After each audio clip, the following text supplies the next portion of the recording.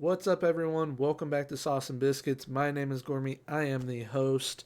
Today, we are going to be wrapping up the World Junior Championships, talk about the World Junior Championships finals between Canada and the U.S. We're going to talk about Team USA in particular. I'm going to be talking about my top three MVPs from the tournament. I'm going to have a forwards MVP, defense, and goalie. And then the OT for today's episode is going to be talking about the NHL starting up around the corner within the next week and a half or so. Now, getting straight into things with the World Junior Championships final, a lot of people probably thought Team Canada was going to win. I was not one of those people. I've been saying the whole time, the one team, and you can check on these Sauce and Biscuits episodes, I said the one team that could beat them is the U.S. The one team that could beat Team Canada is the U.S. And the U.S. did. That is now 4 times. And that is now 4 times since 2010 that the U.S. has won a gold medal. That's pretty impressive. The U.S. is definitely on the right path. I know that I ripped into them in one of the original Sauce and Biscuits episodes. Obviously it did them some good with what I said. I don't know if any of them watched it. I highly doubt they did. But, just Spencer Knight really came up clutch, especially in the third period. It was insane. Cole Caulfield was big. Trevor Zegras, holy crap. Anaheim has one hell of a player right there. And everyone was saying the defense was the weak part of the U.S., and in the third period, that's one of the best defensively sound periods I've watched in a very long time by a team. So props to the U.S. there. Canada, they really gave it their all. They threw everything they had at the U.S. It's just that the U.S. stopped everything. And having 20 first-round picks, it's kind of upsetting. If you're Canadian, it's definitely upsetting. But, the U.S. they had a more well-rounded team, I guess you could say. It wasn't all about the talent that they had. It was that, yes, they had talent, but they worked hard as a unit, as a team, all together. One player that really surprised me was Matt Beniers. I know what he's capable of, but, that kid's definitely going to go top 3 in the draft this upcoming year. He's going to be a lot of fun to watch. He plays for the University of Michigan. And, just the game, at the end of the first, up 1-0, very solid. And in the second, up 2-0. Very solid. Then comes that third. And, I'm going to keep saying it. When I was watching it, most defensively sound period I've ever seen. The Canadians threw everything. They threw the kitchen sink at them. And the U.S. just stopped everything. The Canadians completely outplayed the U.S. in the third period. Completely. But Spencer Knight said no. And the U.S. goes home with a gold medal. So that's absolutely phenomenal. Congrats to the U.S. Canada, there's... Once again, yes, it's upsetting, but the Canadians have such great talent there. It's hard to deny that team. They choked, they were horrible. No, it's just that the U.S. was the one team that could beat them, and it happened. And they hadn't played a team as good as the U.S. until the final game, so it was kind of hard for them. But, you got Bowen Byram. He's going to be going pro. Quentin Byfield. Dylan Cousins. Jamie Drysdale as well. That team had NHL-level talent on it. And those kids are now going to the NHL. But being that they probably won't be able to play next year, they're going to be out for blood for sure. So... Dylan Cousins, Quentin Byfield, Bowen Byram, Jamie Drysdale, especially Bowen Byram, man. I really felt bad for him because he was the captain. He was crying. giving out the medals, which shows how much heart he has and that he really, really wanted it. So, I mean, he's going to be playing alongside Cale Makar most likely. So those two are going to tear it up in Colorado this year. Uh, I'm just these kids. Yes, they're kids, but they're so talented, and I can't wait to see what a lot of these kids do at the NHL level because I believe it was Quentin Byfield, Jamie Drysdale, Bjornfoot, Turcotte, Zegras. I feel like I'm missing someone else. I can't think of them right now. But they were all going out to L.A. and, well, Southern California after the game. And, I mean, they're all going to their NHL camps. So, I mean, these kids, it's like a superhuman breed right now with these kids right now, man. It is crazy. But now moving on to Team USA, that was it really showed what type of program they're building with the U.S. now that they have 4 gold medals since 2010, and everyone is they all do their part. They all do their job. Yes, it's not flashy hockey. It is team play hockey. It's okay. We're going to go out there and get the job done. We're all doing our job. We're going to get the W. That's what it was. And getting to watch, it was Zegras, Turcotte, Kaliev. That's who I was forgetting, Kaliev. He went out to Southern California as well. Those 3 together was so much fun to watch. And then you got Matt Beniers playing with Cole Caulfield. Matt Beniers, wherever he goes, he's going to be a phenomenal playmaker because him and Cole Caulfield were making magic out there, man. And same thing with Cole Caulfield and Trevor Zegras. Like, if those two ever get to play together one day at the NHL level, it's going to be insane. It is going to be must-watch hockey if those two play together. But Team USA, when it comes down to it, the forwards were great. The defense proved that they were nothing to sleep on. And the goalies, props to them because I really ripped into Spencer Knight. And he proved to me, okay, I am this top draft pick. That Florida spent on me. I am the man in the future. And he now has a gold medal with him. And he has been on the team, I believe, 3 straight years for a reason. So, I mean, he proved, okay, this is what I can do. And he stole the show in that third period, man. He really did. And, I mean, going from losing to Russia the way that they did, and everyone looking the way that they did, to beating Canada with 20 first-round picks. Spencer Knight going from letting in beach balls to stopping everything, just Stone Cold Steve Austin Canada, basically. And Trevor Zegras, now one of the greatest point producers in U.S. history at a World Junior Championship. Like, it's crazy, and this team has a lot to be proud of. And, I mean, as an American, and all you Americans out there as well, definitely be proud of this team because it's definitely something that we need right now with everything going on here. So, and I mean, the way that they just everything about that team, man, it's just something about the team that it's like just wow.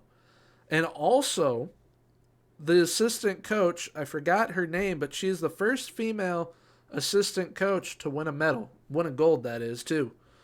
So that's an incredible accomplishment right there. So, I mean, just once again, congrats to the U.S. Very happy that they won. Now moving on to my MVPs. I'll start with the forward. The forward MVP, Trevor Zegras. I mean, he was on a whole other level, man. The only other player that I could really, like me personally, give it to is 2 others.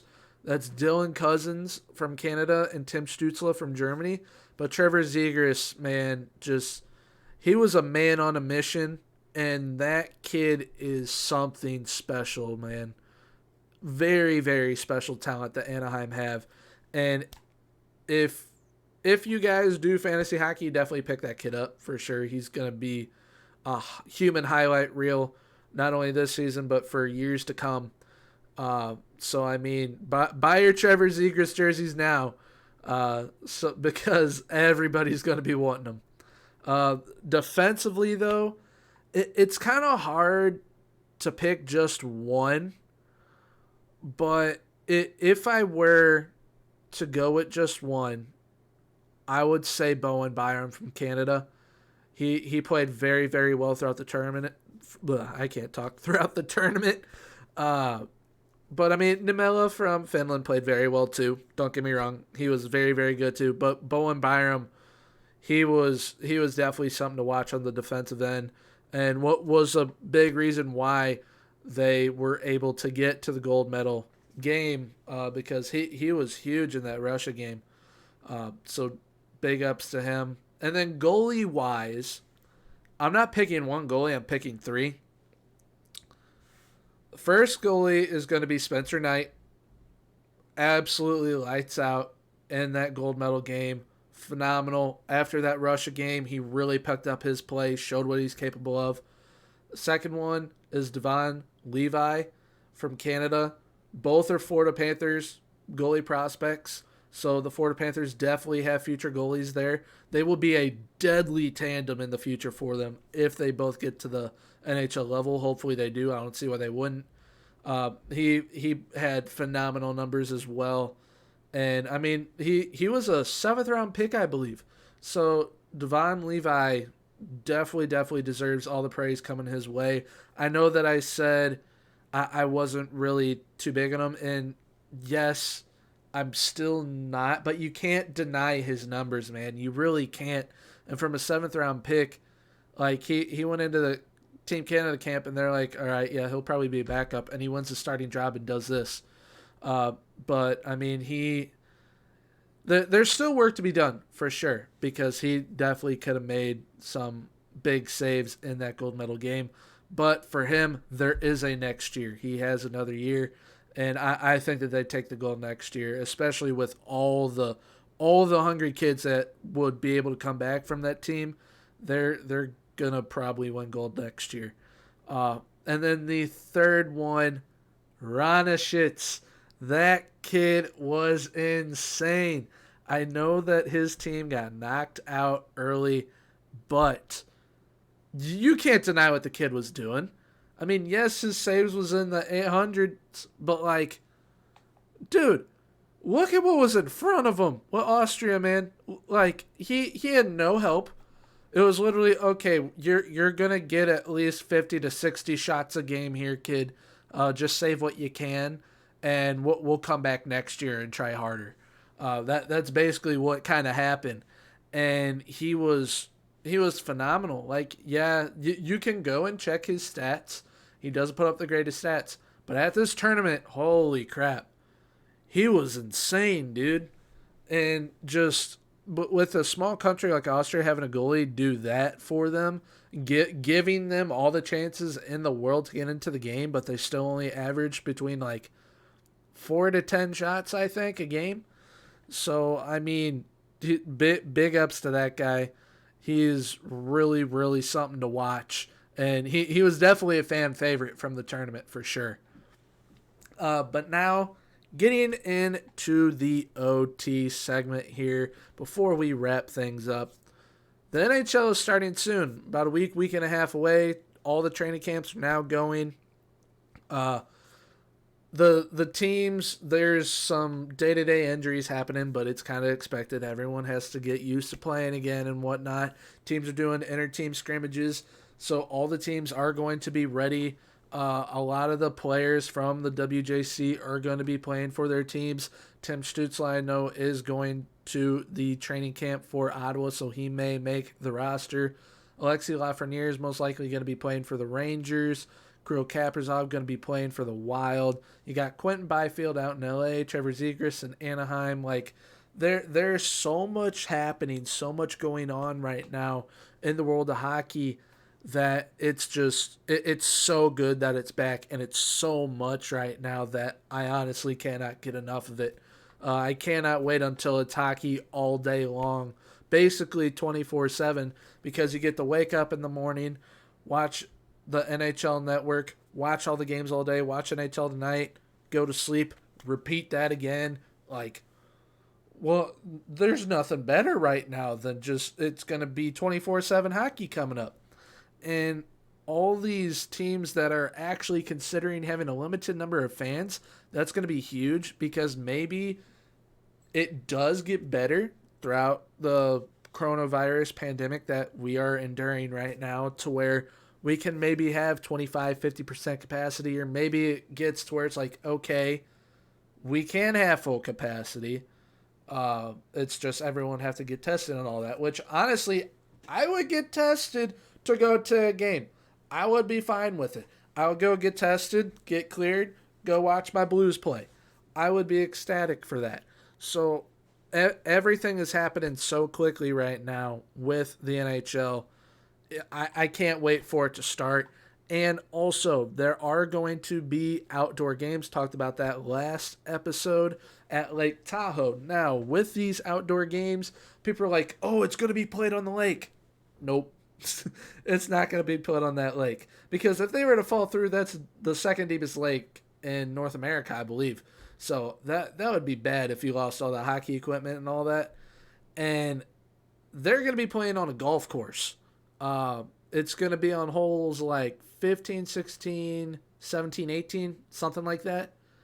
They're going to build like rinks there. It's going to be weird, but it'll be an interesting atmosphere for sure.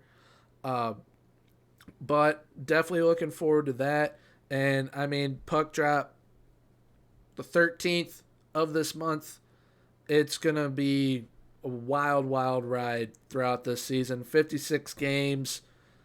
The divisions are going to be crazy. It could really be anybody's game. Plus, Canada has a 25% chance at a Stanley Cup now.